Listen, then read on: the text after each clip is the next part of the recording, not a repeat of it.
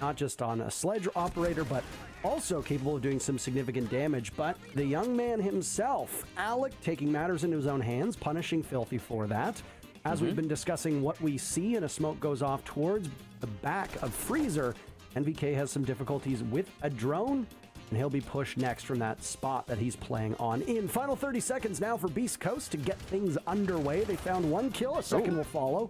Sipping through the window, manages to help take down NVK as they'd pinched him, leaving X sets full stead inside of the bomb site, waiting for somebody to cross them.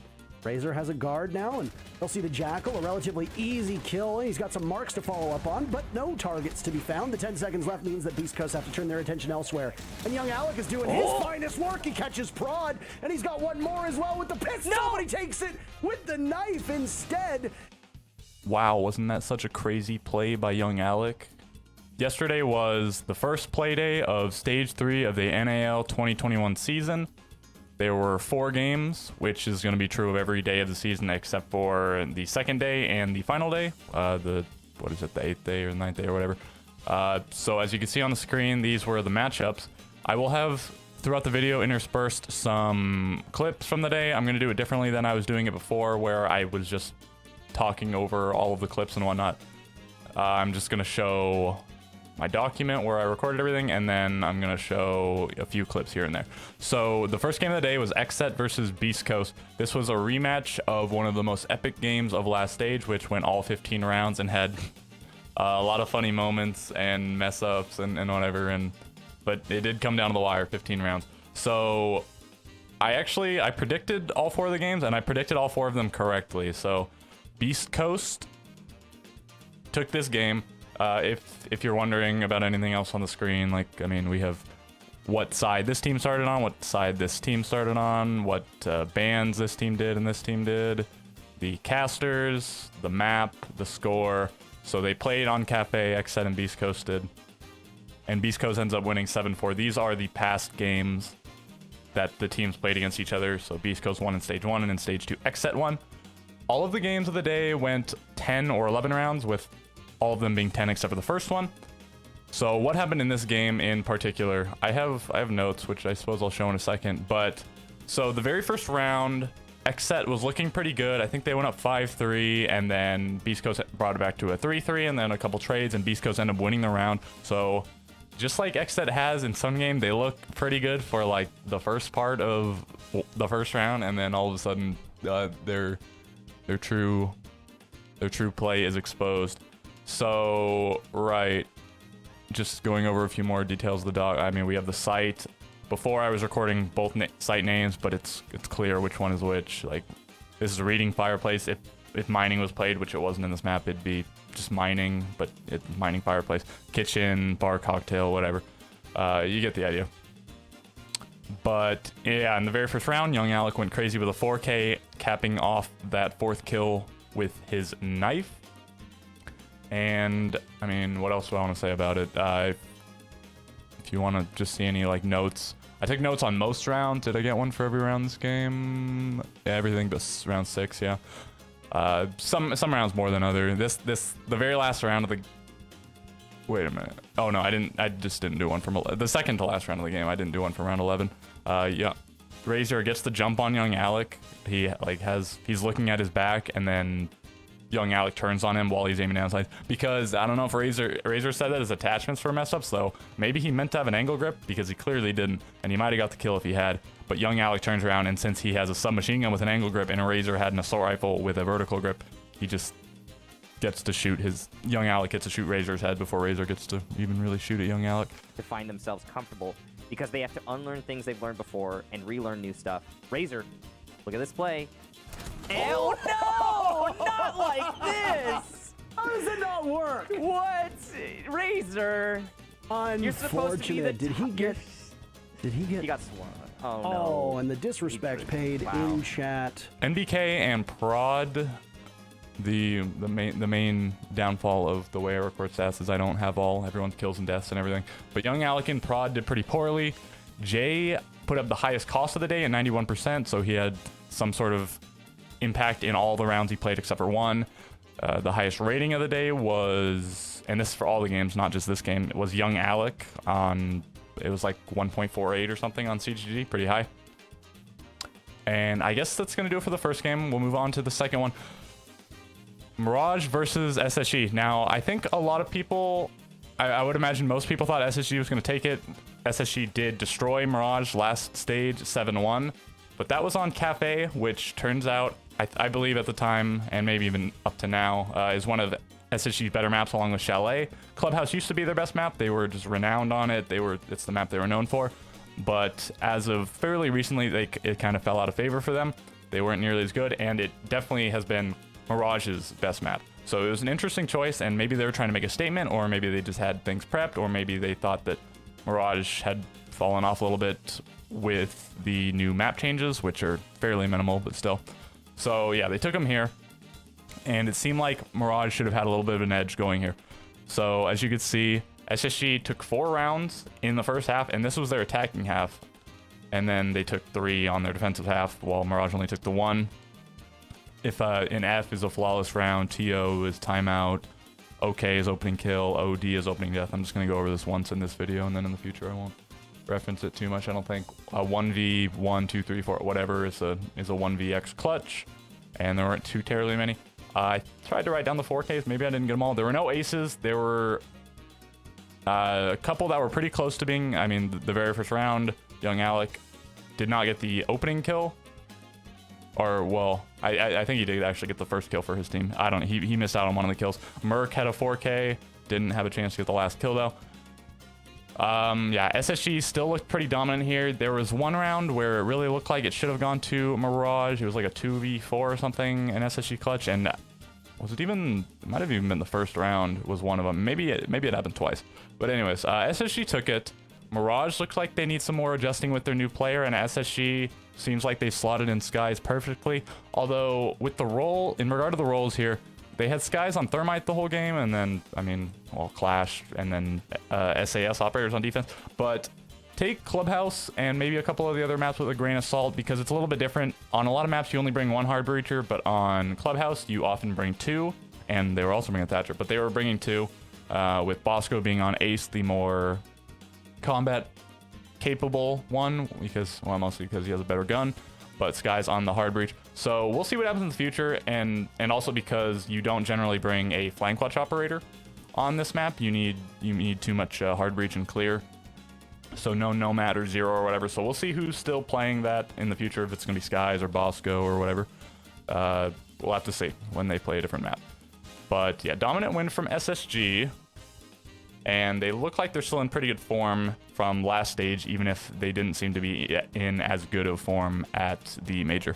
So the third game, also a Clubhouse game. There were 2 plays of Clubhouse last stage in total, and now there have been 2 games of Clubhouse just on the first day, just in the first 3 games. So Oxygen versus TSM.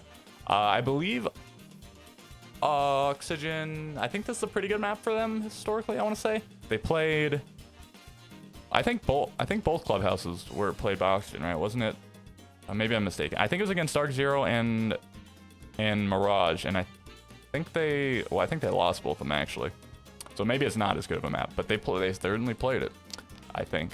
But yeah, first half went 3-3, and Clubhouse is one of those maps that recently has been slanting in some games in favor of the attackers. It historically has been a very defender-sided map, with the Cache site and the Church site both being really strong defensively, but recently people have gotten really good at attacking Cache, and as you can see, Church seems to be the favorite one now. Was it in this game as well? Church.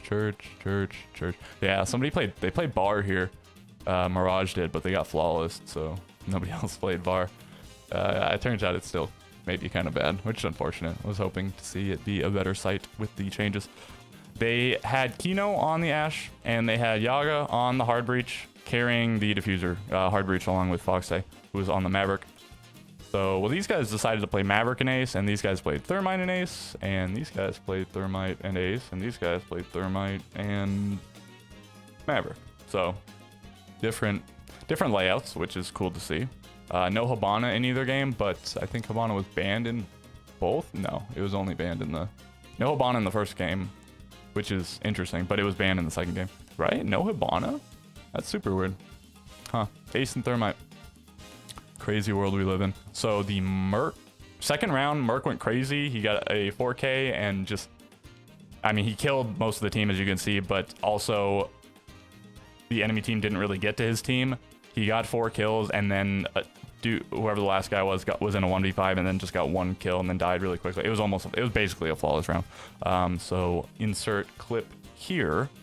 As they're going to try and get some solid positioning onto Merc's location. Nitro's still out. Not going to be able to get too much with it. At least, well, maybe a drone there. Can't even see that. He'll finally be able to take down Laxing, but oh no. This is all of a sudden becoming very problematic for OXG. They've once again lost the plot when it comes to Merc, as he'll be able to slip through the cracks yet again here and get inside a Logi. This is going to delay so much time unless they're allowed to do something about it. Yeah, speaking of time being delayed right now, Merc is going to continue to do so from the inside of Logi. I believe he has additional support toward construction as well. Merc goes for a second fight closer to the main stairs against the Ace player, and he wins it as well. Yogg now down. In addition to the Case should be easily retrievable is the good news, but look at this additional pressure that's also beginning to roll in from TSM and other areas of the map they still control, such as construction right now. OXG can no longer even proceed forward in a straightforward fashion. They have to look for alternate routes to get around these extended held positions here now for TSM. Merc is still going to be one of them, as you can see here, getting in the way of the drop from Foxe, and now Merc realizing that, okay,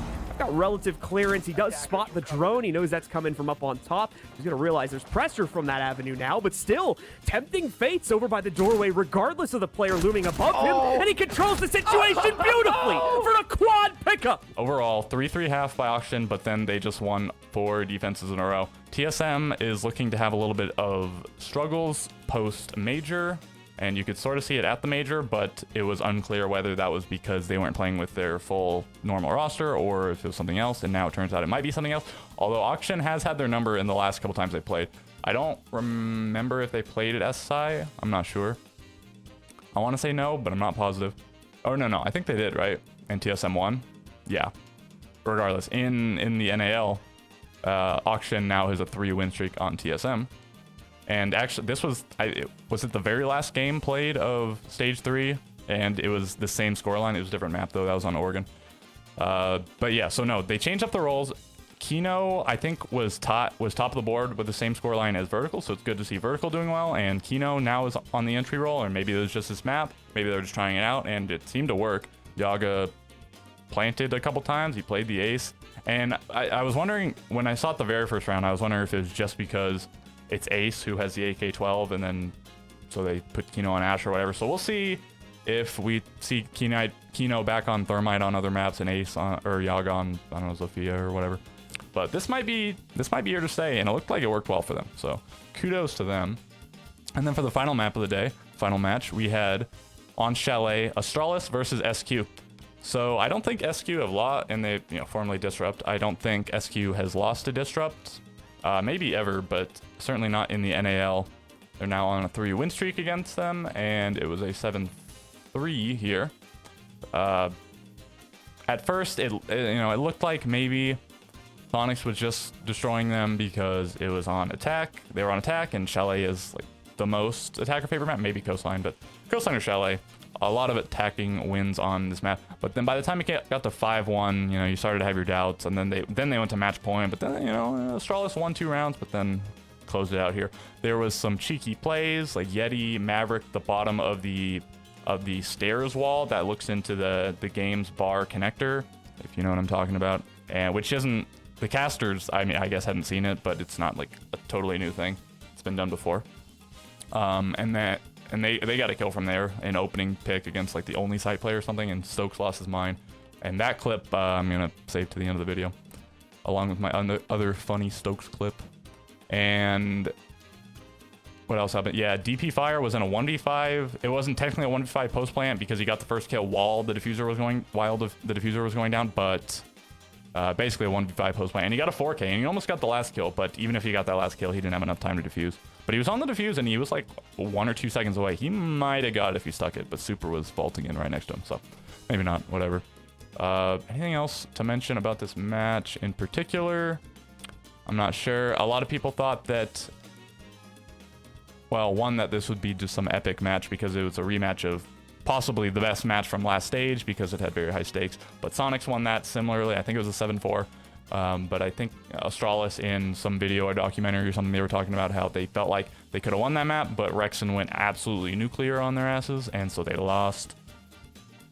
And I feel like I wanted to say something else about it. I feel, of all the rosters in the NAL, except for maybe Beast Coast now, because they bossed up, but they did it against Xset, so we'll have to see if they can do it again next week or at all in the future.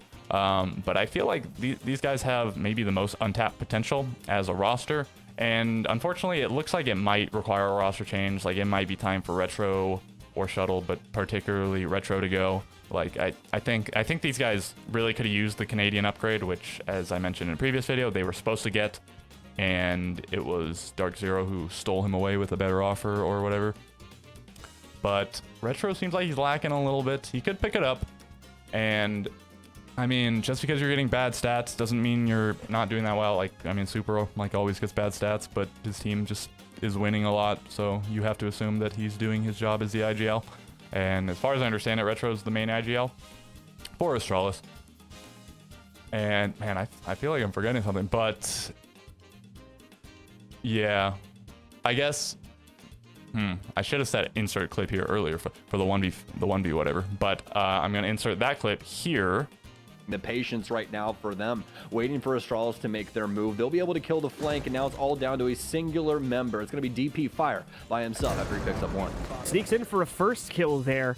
However, will he be able to get any further than this? That's now the question. Realizes that deployable shield is going to make the angle on the right side a bit too tricky. Tries to go the office route instead. This is where the team's setup now turns against them. The attackers can use that soft breach in the wall. The DP Fire's left to absolutely destroy him if he moves forward, but instead, it's DP Fire to destroy Rexen. This is the tough part, though. He's breached his way forward into the site. As he moves his way further in there, Nitro's all going to work its way out. He finds another kill for 3 overall in the round. All of a sudden, it's just him versus 2. A very healthy amount of damage going to be thrown onto DP Fire here, however. Super should be in a good position to shut him down, but he actually hops up, gets the quad. No way. The ace is only one more kill away, but it's Grixer. I think that's all I'm gonna do for this video. I'm gonna record another one or maybe just right now I'll record it, but I'll record another video going over my predictions for the next day, which is later today, the second play day of the NAL. And I think that's gonna do it for this video. Hopefully I didn't forget anything, and if I did, I'll hopefully not forget it in future recap videos. That's gonna do it. Although Sonic's still going to be able to maintain this top control. And here comes that line that we were talking about before. This time around, though, the shoe is going to be on the other foot. And oh no, there's a vertical angle that they weren't worried about. And Yeti, yes indeed, able to take him down. As you said, you think you can just take that from us, kid? I don't think that's how this one works. So J9 ends up losing his life and possibly the round here, depending on how the rest of this is going to go down. That's the ultimate difference, as we saw there. The Sonic, or rather Astralis on the last half, was not watching that angle. Sonics very much are, because when they pulled that move off and Retro got caught by it, I think someone on the Sonics probably made a call. It's like, guys, they're definitely going to try that to us once in the other half. So they were keeping a very close watch on that top-down hatch, at least around this point in the round itself as a result of that. Great impact comes out here from Yeti as well. Kills the first bit of the X Kairos. I don't believe he does not have another one here, so is not going to be able to do that again. But okay, he can do that, though. He can run out on a straight line angle here, take down DP Fire. The air jab actually pushed him into a safe pocket, and he does it again! Oh no! Astralis are falling apart at the seams here. Yeti's making moves. Well, John, you said he'd last a while, but I mean, well, it doesn't seem like he's going to last too long. The while is subjective, right? You know, a minute could be a while here. I don't know, man. I'll have to ask my girlfriend or something. You know, maybe a while is a little bit longer to her. It is just, I mean, this is how it is. No, not that. It's the fact that they're in sight, I think. How the heck did this guy die? No, it was the pick, bro. Where? What are you talking about? No, what? Where? No, the Retro was the one played inside a bar stock. How did he even die in this position? Where is Grixer? What has happened here? Oh, that is just so very confusing.